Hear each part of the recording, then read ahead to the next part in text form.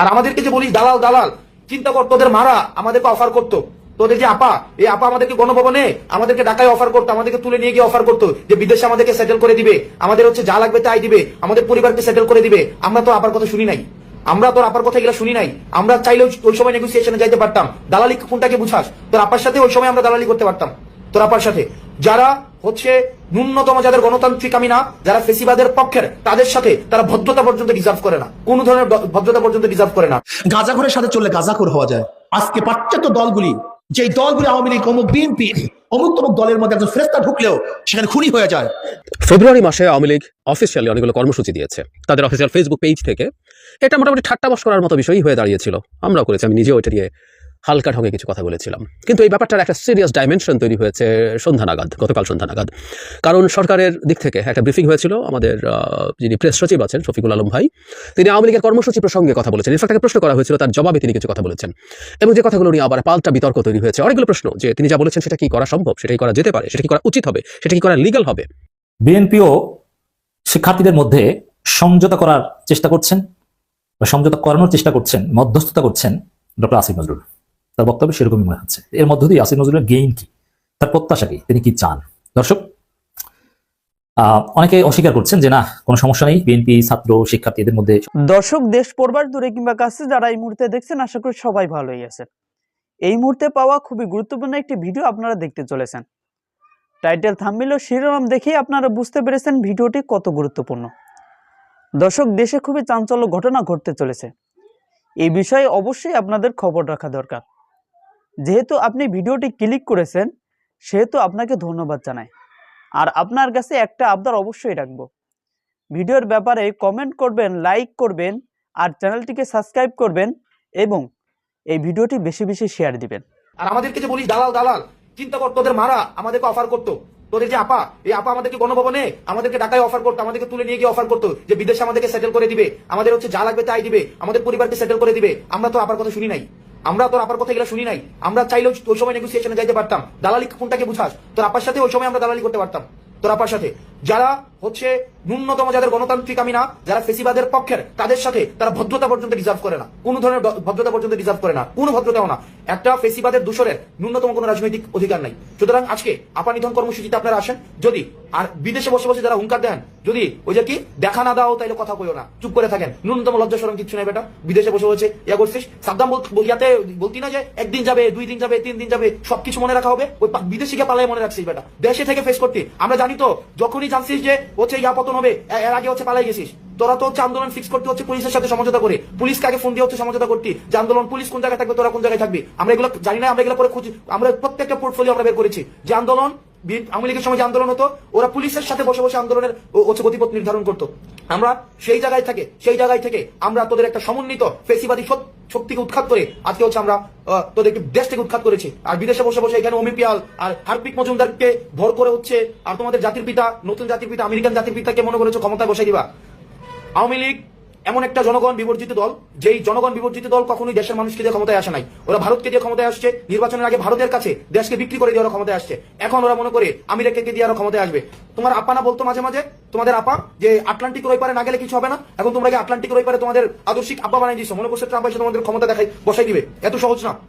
এই দেশের মানুষ এক হয়েছে ক্ষমতার জন্য না, এই দেশের মানুষ এক হয়েছে সংস্কারের জন্য, ইতিবাচক পরিবর্তনের জন্য। যে গুম খুন, হত্যা, নিপীড়ন, নির্যাতন এত বছর ধরে চলেছিল, সেগুলোর হচ্ছে উৎখাতের জন্য এই দেশের মানুষ আন্দোলন করেছিল। সুতরাং তোমরা আবার তোমাদের আপাকে এসে ক্ষমতায় বসাবা, যারা হচ্ছে এতদিন ধরে গুম খুন, নির্যাতন, নিপীড়নের হচ্ছে সংস্কৃতি কায়েম করেছিল, মানুষের বাক স্বাধীনতাকে হচ্ছে হরণ করেছিল। তোমরা তাদেরকে কখনই আর ক্ষমতায় দেখবে না, কখনোই ক্ষমতায় দেখবে না। আজকের বার্তা স্পষ্ট করে রাখো, নিজেদের মধ্যে গণতন্ত্রকামী রাজনৈতিক দলগুলোর মধ্যে নিজেদের মধ্যে নীতিগত পার্থক্য থাকলেও আপা নিধন এবং ফেসিবাদ যেই গোষ্ঠীগুলো রয়েছে সেগুলো নিধনে তারা সবসময় এক। আজকে তোমরা দেখবে, প্রয়োজনে একটা বার আমাদেরকে দেখা দিও, একটা বার আমাদেরকে দেখা দিও, আমরা তোমাদেরকে বুকে জড়িয়ে নিতে চাই। কারণ তোমাদের আপা তোমাদেরকে এতিম করে চলে গিয়েছে। আমরা তোমাদেরকে একটু তোমরা কোন অবস্থায় আছো, এতিম সন্তানগুলো কতদিন না জানি না খেয়ে আছে, কতদিন না জানি কেউ অবলা রাস্তাঘাটে ঘোরাঘুরি করছে। তাদের এখন আর টেন্ডারবাজি করতে পারে না, চাঁদাবাজি করতে পারে না, ক্যান্টিনে ফাও খেতে পারে না, তাদের চেহারা শুকিয়ে হয়তো গিয়েছে। সুতরাং তাদেরকে আমরা একটু সেবা শুশ্রূষা করতে চাই। কারণ না খেয়ে খেয়ে তাদের নিশ্চয়ই হাড় জীর্ণশীর্ণ অবস্থায় আছে। কারণ তাদের হচ্ছে রক্ত অস্থিমজ্জায় হচ্ছে কি টেন্ডারবাজি করে, চাঁদাবাজি করে খাওয়া, ক্যান্টিনে ফাও খাওয়া,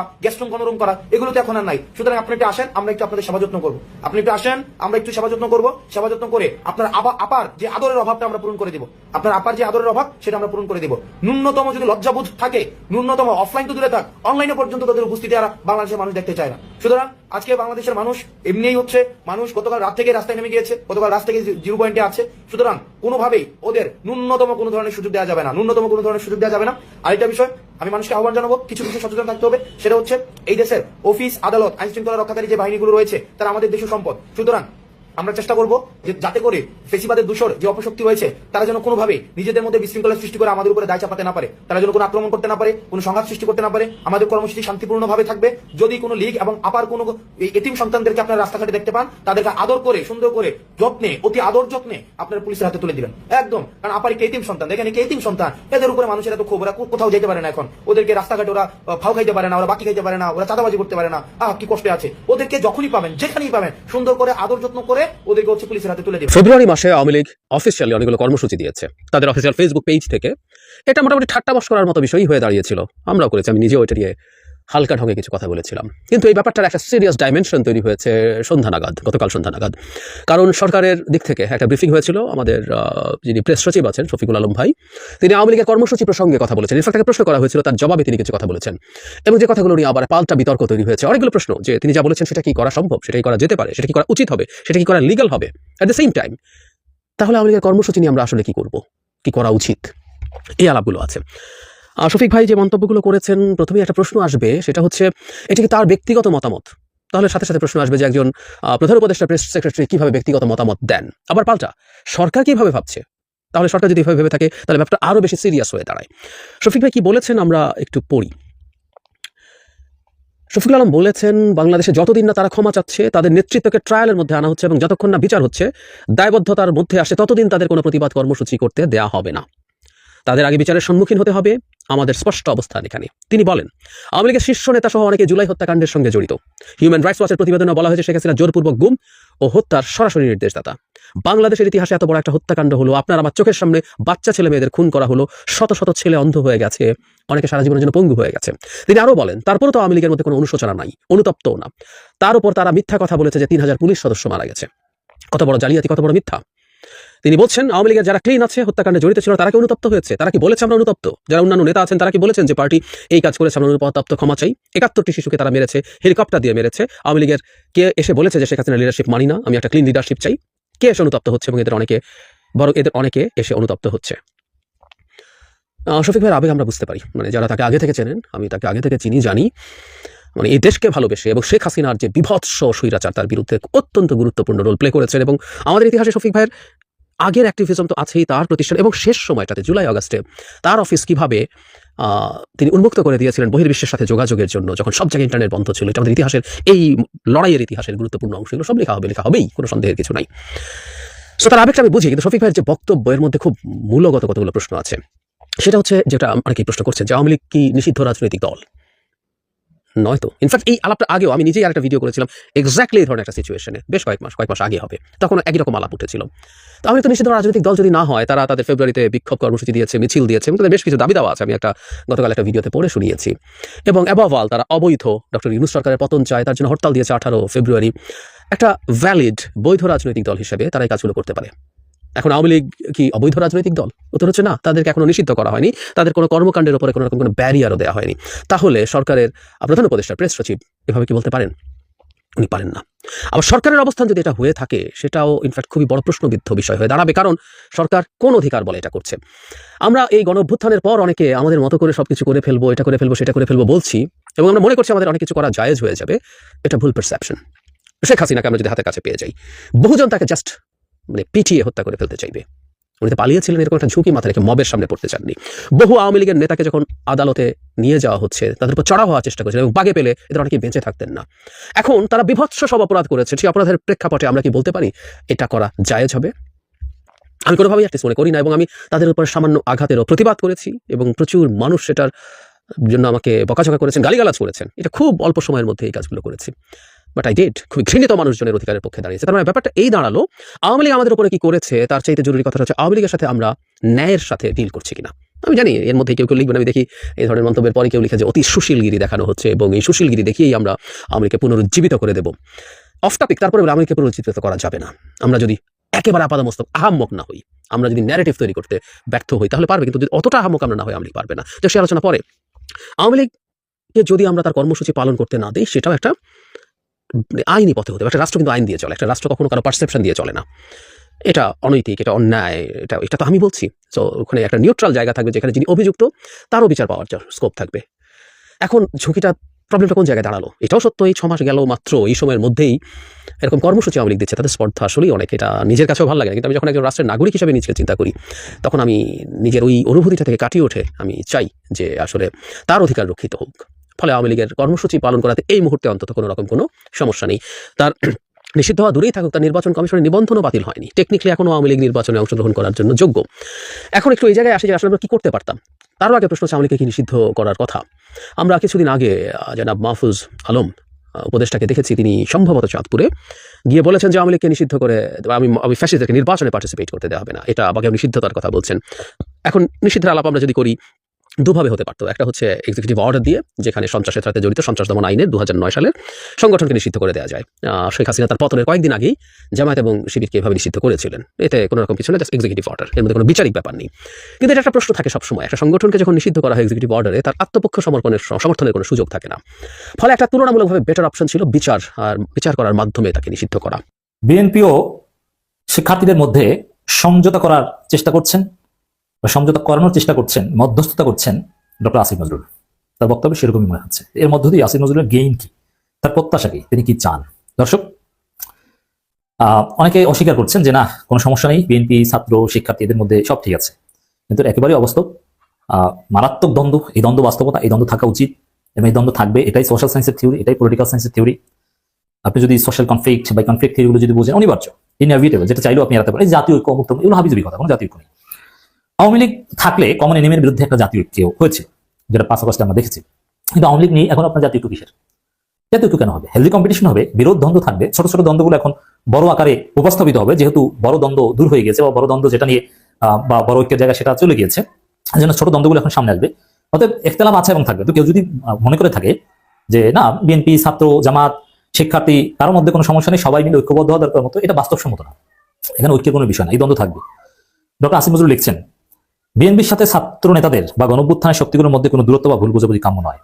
তো এখানে ডক্টর আসিফ নজরুল স্বীকার করছেন দূরত্ব বা ভুল বোঝাবুঝি আছে, কিন্তু সেটা কাম্য নয়। আছে, স্বীকার করেছেন, এটা থাকবে। এই স্বীকারোক্তিটা, এটা আমি ধন্যবাদ জানাই, তবে উচিত নয়। এটার জবাবে আমরা বলবো যে না, এটা ভালো। বরং বিএনপির সাথে ছাত্র উপদেষ্টা বা ছাত্রদের যে দূরত্ব, এটা সমাজে যদি কোনো, আপনি যদি পলিটিক্যাল সায়েন্স বুঝেন, আপনি যদি হিস্ট্রি বুঝেন, আপনি যদি দর্শন বুঝেন, যদি দ্বন্দ্ব দূরত্ব না থাকে তাহলে সত্য উদ্ঘাটিত হয় না। সবাই যদি এক হয়ে যায় তখন ক্রিয়েটিভিটি আসে না। এই জন্যে দ্বন্দ্ব, দূরত্ব, বিতর্ক, প্রতিযোগিতা, পারস্পরিক বিরোধ, এর মধ্য দিয়েই জনগণ ভালো কিছু চায়। এই জন্যই তো গণতন্ত্র, যে সরকারি দল থাকবে, বিরোধী দল থাকবে। এর মানে সরকার যা করবে অনেক কিছুই বিরোধী দল বিরোধিতা করবে, চেক দিবে, তাদের সমালোচনা করবে। অতএব এই দ্বন্দ্ব, ভুল বোঝাবুঝি, এগুলো ভালো। ভুল বোঝাবুঝি না, দ্বন্দ্বটা পজিটিভ। তবে হ্যাঁ, এটা লিমিট ক্রস করাটা, মারামারি রক্তারক্তির পর্যায়ে যাওয়াটা অন্যায়। এখন পর্যন্ত মারামারি রক্তারক্তির পর্যায়ে যায়। অতএব বিএনপির সাথে শিক্ষার্থীদের বা ছাত্র উপদেষ্টাদের যে কথার লড়াই বা থিওরিটিক্যাল যে লড়াই, এটাকে আমি পজিটিভলি দেখছি। আপনারা যেভাবেই দেখেন, জামাতের লোকজন অনেকে আবেগী হয়ে বলে এটা কাম্য নয়, ঐক্যবদ্ধ না, এটা কাম্য, এটা ভালো ভাই। এটা না থাকলে সমস্যা আছে, এটা না থাকলে দেশ ধ্বংস হয়ে যাবে, আপনি জানেন। তখন ভাগ বাটোয়ারার পর্যায়ে চলে যাবে। আর এই দ্বন্দ্ব বা এই বিতর্ক আছে বলেই সিস্টেম গড়ে উঠবে। এখানে ভাগ বাটোয়ারা আর চলবে না। আর দ্বন্দ্ব না থাকলে ভাগ বাটোয়ার হিসাব আসে, যে দ্বন্দ্ব নাই, ছাত্র বিএনপি চমৎকার সম্পর্ক, ছাত্ররা তোমরা কয় সিট নেবা, বিএনপি কয় সিট নেবা, এই ধরনের হিসাব আসে। অর্থাৎ দ্বন্দ্ব থাকুক, তবে সেটা লিমিট বজায় রেখে স্ট্যান্ডার্ড গণতান্ত্রিক চরিত্র বজায় রেখে, রক্তারক্তি মারামারি পর্যায়ে যেন না যায়। তো বিএনপি ছাত্রদের মারছে, বৈষম্য ছাত্র আন্দোলন হামলা করছে, নাগরিক কমিটিকে যেখানে পাবে সেখানে গণধলাই দেওয়ার কথা বলছে। এই দ্বন্দ্ব আমরা চাই না। আমরা মির্জা ফখরুল নাহিদের মধ্যে যে কথা লড়াই চলছে, দিস ইজ গুড। এটি গণহত্যাকারী আওয়ামী লীগ নেতাকর্মীও তাদের দোষরদের কতটা উৎসাহিত বেপরোয়া করে তুলতে পারে, তার কিছুটা প্রমাণ আমরা গত কয়েকদিনে পেয়েছি। হ্যাঁ, এটা ঠিক যে তাদেরকে কিছুটা বেপরোয়া করবে, তবে এটা নিয়ে উদ্বিগ্ন হওয়ার তেমন কিছু নেই। আচ্ছা, এখানে ডক্টর ইউনূস বা আসিফ নজরুল্লাহ আওয়ামী লীগকে নিষিদ্ধ করে দিলে কি হয়? আওয়ামী লীগকে নিষিদ্ধ করে দিলে কেউ কিছু বলবে না। আওয়ামী লীগকে নিষিদ্ধ করলে কি বিএনপি মাঠে নামবে, না জামাত মাঠে নামবে? কেউ নামবে না, সাহসী পাবে না। বিএনপি যতই আওয়ামী লীগের পক্ষে বলুক, বিএনপির সাহস হবে মাঠে নামতে নেবার। অতএব আওয়ামী লীগকে নিষিদ্ধ করে দিতে পারেন, তাহলে এই সমস্যাটা সমাধান হয়ে গেল। কিন্তু আওয়ামী লীগ আসবে এই জুজুর ভয় দেখে, আপনি কোনো সমঝোতার দিকে বা কোনো ভাগ বাটোয়ারার দিকে কিন্তু জাতিকে নিয়ে যেতে পারবেন না। আসিফ নজরুলদের এরকম একটা উদ্দেশ্য থাকতে পারে যে আওয়ামী লীগের জুজুর ভয় দেখে আওয়ামী লীগকে নিষিদ্ধ করবে না, আওয়ামী লীগ আসবে, আওয়ামী লীগের এই ভয় দেখে একটা সমঝোতা ভাগ বাটোয়ারার মধ্য দিয়ে যেতে পারে। কারণ এই অন্তর্বর্তীকালীন সরকার বা এই টাইপের সরকারের ইতিহাস ভাগ বাটোয়ারা করে কারো কাছে ক্ষমতা দিয়ে সেফ এক্সিট নেওয়ার ইতিহাস। অতএব আসিফ নজরুল কি চান? আসিফ নজরুল নিয়ে এমনিতে অনেক সন্দেহ রয়েছে, বিডিআর জওয়ানদের মুক্তি দেওয়া, এদের জামিন শুনানি, নানান কাহিনী নিয়ে অনেক সন্দেহ রয়েছে। আসিফ নজরুল স্যারদের সম্পৃক্ততার কথা শোনা যায়, যে কমিশন ঠিকমতো কাজ করতে পারছে না এবং জওয়ানরা মুক্তি পাচ্ছে না। সব বিডিআর জওয়ানদের কিছুতেই মুক্তি দেওয়া হবে না, কারণ তাহলে সত্য বের হয়ে আসবে। গত দুদিন এই পোস্ট যখন লিখছেন তখনকার কথা আসিফ নজরুল, গতদিনে ফেসবুক সে গিয়েছিল ডক্টর মোহাম্মদ ইউনূস উপদেষ্টা ছাত্রদের পালায়ন গুজবে। এই গুজবের অমত্যতায় আওয়ামী লীগের নেতাকর্মীরা নাশকতা করার চেষ্টা করেছে এবং এমন খবর প্রকাশিত হয়েছে। আতঙ্কিত হয়ে আমার কাছে দু একজন ফোন করেছে ঘটনা কি জানার জন্য। দেখেন, আওয়ামী লীগের লোকজন যে বিএনপি জামাত নেতাদের বাসায় হামলা করতে গিয়েছে, যে ডক্টর ইউনূস পদত্যাগ করেছে, এই খবর শুনে এটা ভালো যে আওয়ামী লীগ কোথায় নেমেছে। এরা যে গুজবের উপর ভিত্তি করে, এদের যে কোনো রাজনীতি নাই, গুজব উল্টোপাল্টা কাজেই যে এদের ভিত্তি, এটা আমাদের জন্য আরো পজিটিভ যে ওরা একেবারে কিছুই নেই, ওদের কোনো রাজনীতি নাই বলেই তো এইসব গুজবে কান দিয়ে ওরা বিএনপি নেতাদের উপর হামলা করতে চায়, গুজব ছড়ায়। ওদের যদি কোনো গুজবের উপর যখন ভিত্তি করে তখন বুঝতে হবে এদের কোনো ভ্যালু নেই, এরা একেবারে পচে গিয়েছে। আওয়ামী লীগের জন্য রাজনীতি থাকতে, আওয়ামী লীগ যদি আমাদের জন্য ওই অর্থে কোনো থ্রেট হতো তাহলে এই গুজবের কান দিত, এরা অন্যভাবে সিস্টেমে রাজনীতি করতো, কিন্তু কোনো রাজনীতি নেই বলেই গুজব। অতএব এটা নিয়ে চিন্তার কিছু নেই, আপনি বিএনপিকে ভালো করার চেষ্টা করেন। আমি যতটুকু জানি আর বিশ্বাস করি, বিএনপি ষড়যন্ত্র বা একাগ্র ধরনের কিছু আগ্রহী নয়। এর মানে বিএনপিকে ভালো সার্টিফিকেট দিল। আপনি ভুল যান, বিএনপি 11-র মতো কিছু চায়, যেই 11-র মধ্যে দিয়ে বিএনপি এবার ক্ষমতা আসতে চায়। ছাত্রনেতারা বা সরকার থাকা অবস্থায় কোনো রাজনৈতিক দল গঠন করছে না বা এতে যোগ দিতে যাচ্ছে না। এর মানে দুই পক্ষের মধ্যে ভারসাম্য রেখে দুই পক্ষের কাছে জনপ্রিয় সাজতে চাচ্ছেন ডক্টর আসিফ নজরুল। এটা ভুল, এটা অসম্ভব। আপনি অন্তর্বর্তী সরকার, আপনি ফেসিবাদের বিরুদ্ধে, আপনি কিন্তু নিরপেক্ষ সরকার নন, আপনি ফেসিবাদের বিরুদ্ধে সরকার। অতএব দুই পক্ষই ভালো, মানে একটা নিরপেক্ষ সাজা, এটা ব্যর্থ চেষ্টা। আপনাকে নীতি নৈতিকতা মানতে হবে। জুলাই ঘোষণাপত্র হবে, এটি রাজনৈতিক দলিল এবং এটি প্রণয়নে অভ্যুত্থান শক্তির মতামত আন্তরিকভাবে প্রতিবাদ হচ্ছে, ছাত্রদের রয়েছে। তবে এখানে বিএনপি তো বিরোধিতা করছে, এটা তো স্পষ্ট। বিএনপি ও ছাত্রদের এমনকি নির্বাচন কেন্দ্রিক বৃহত্তর সমঝোতা বিষয়ে আগ্রহী নন, এর ধরন ও ফর্মুলা আলোচনা সাপেক্ষে। এর মানে এই সমঝোতা বা এগুলো হচ্ছে না, এটা বোঝা যায়। অথচ আমার কাছে মনে হয় আসিফ নজরুল এই যে তেল দেওয়া বক্তব্য, যে অনিবার্য দ্বন্দ্ব সংঘাতকে এড়িয়ে যাওয়ার চেষ্টা, দুই পক্ষই ভালো, কোনো সমস্যা নেই, এভাবে এর মধ্য দিয়ে ওই সমঝোতার দিকে যাওয়ার ইঙ্গিত। এখন এই আসিফ নজরুল সাহেবের কোনো সমঝোতার ঘটনা ঘটেন কিনা সেটা আমরা সন্দেহ করছি। তাই বিরোধের কোনো কারণই না, বিরোধ আছে, থাকবে, এটা মানতে হবে আপনাকে। সবাইকে বরং বুঝতে হবে ঐক্য ছাড়া আমাদের বিকল্প নেই। না, এই ঐক্য এটাও একটা ভেগ কনসেপ্ট। গতকালকে এই ঘোষণাটা আসার পরপরই বলেছিলাম যে বিষয়টা খুবই স্বাভাবিকভাবে ঘটবে না। সরকার এটাকে প্রটেস্ট করার জন্য সর্বোচ্চ চেষ্টা করবে। শুধু কি সরকার, নাকি এর সাথে জনগণ? আমি গতকালকে বলছি যে এই মুহূর্তে আওয়ামী লীগের বিপরীতে যে রাজনৈতিক দলগুলো আছে, পাশাপাশি বৈষম্যবিরোধী প্ল্যাটফর্ম থেকে শুরু করে যারাই আছে, নানান ইস্যুতে তারা বিক্ষিপ্ত হলেও বা বিচ্ছিন্ন হলেও আওয়ামী লীগের ফিরে আসা ইস্যু অথবা আওয়ামী লীগকে রাজপথে দাঁড়াইতে দেওয়ার ইস্যুতে প্রত্যেকটা দল এক হয়ে যাবে। বিএনপি থেকে সরাসরি বক্তব্য চলে এসেছে, জামাত থেকেও আসছে, আর দিন শেষে সরকারের পক্ষ থেকে আসছে। এখন আওয়ামী লীগের ইতিহাস কি বলে? আওয়ামী লীগের ইতিহাস বলে বরাবরই রাজপথে বিরোধী দল হিসেবে আওয়ামী লীগ সবসময় শক্তিশালী। কিন্তু এখন যেই মুহূর্তে আমরা কথা বলছি, অতীতের সময়ের সাথে আজকের বাস্তবতার একটা ভিন্নতা আছে। সবচেয়ে বড় যে পার্থক্য সেটা হচ্ছে 5ই আগস্ট বাংলাদেশের ইতিহাসে একমাত্র আওয়ামী লীগ সরকারেরই এইভাবে পতন হয়েছিল।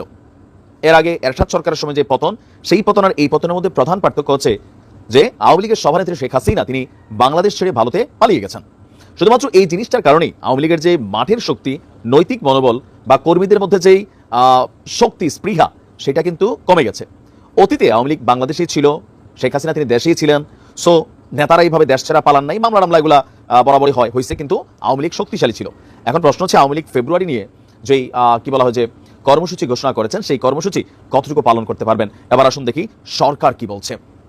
আওয়ামী লীগের পতাকা তলে যদি কেউ অবৈধ বিক্ষোভ করার সাহস করে তবে তাকে আইনের মুখোমুখি হতে হবে বলে আপনার হুঁশিয়ারি করেছেন, আমরা বলতে পারি, প্রধান উপদেষ্টার প্রেস সচিব শফিকুল আলম। তিনি বলছেন যে আমরা দেশকে সহিংসতার দিকে ঠেলে দেওয়ার কোনো ধরনের প্রচেষ্টাকে সুযোগ দিব না। আওয়ামী লীগের ভেরিফাইড ফেসবুক পেজের মাধ্যমে ফেব্রুয়ারি মাসে প্রচারপত্র বিলি, অবরোধ এবং হরতাল কর্মসূচির যেই ঘোষণা, এই ঘোষণাতে আপনার শফিক বলছেন যে জনগণ এবং সরকার যৌথভাবে কোথাও না কোথাও এই আন্দোলনটাকে মাঠে ওইভাবেই গড়াতে দেবে না। আর আওয়ামী লীগকে কোনো ধরনের কর্মসূচি করতে দেওয়া হবে না এই মুহূর্তে, আনটিল আওয়ামী লীগের বিচার হবার আগ পর্যন্ত। তো সমন্বয়কদের মধ্যে কালকে হাসনা দেখছিলাম, সে বলছে যে আপনার আওয়ামী লীগকে আসলে এই মুহূর্তে নিষিদ্ধ করে দেওয়া দরকার, কিন্তু নিষিদ্ধ করার যে সিদ্ধান্তটা, এই সিদ্ধান্তটা আসলে কে নিবে? শফিকুল ইসলাম বলছেন বাংলাদেশে যতদিন আওয়ামী লীগ ক্ষমা না চাচ্ছে তাদের নেতৃত্বকে ট্রায়ালের মধ্যে আনা হচ্ছে এবং যতক্ষণ না বিচার হচ্ছে, দায়বদ্ধতার মধ্যে আসছে, ততদিন আওয়ামী লীগের কোনো ধরনের প্রতিবাদ কর্মসূচির সুযোগ নেই। তাদেরকে আগে বিচারের সম্মুখীন হতে হবে, আমাদের অবস্থান স্পষ্ট। তিনি বলছেন যে আওয়ামী লীগের মধ্যে এই মুহূর্তে কোনো অনুশোচনা নেই, অনুতপ্ত নেই। সো এই মুহূর্তে এই যে প্রতিবাদটা বা এই যে কর্মসূচিগুলো, এগুলো সরকারকে বেকায়দায় ফেলার জন্য, এর পাশাপাশি যে কোনো ধরনের সহিংসমূলক ঘটনা ঘটার সম্ভাবনা রয়েছে। আর যার কারণে আওয়ামী লীগের এত সময় আপনারা প্রতিবেদন দেখতেছিলেন। দর্শক, আপনাদের মূল্যবান মতামতটি অবশ্যই জানিয়ে যাবেন। আর আমাদের এই চ্যানেলটা নতুন, তাই এই চ্যানেলটিকে অবশ্যই সাবস্ক্রাইব করবেন। তো আজকের ভিডিও এই পর্যন্ত। ভালো থাকবেন, সুস্থ থাকবেন। আসসালামু আলাইকুম। দেখা হবে অন্য কোনো ভিডিওতে।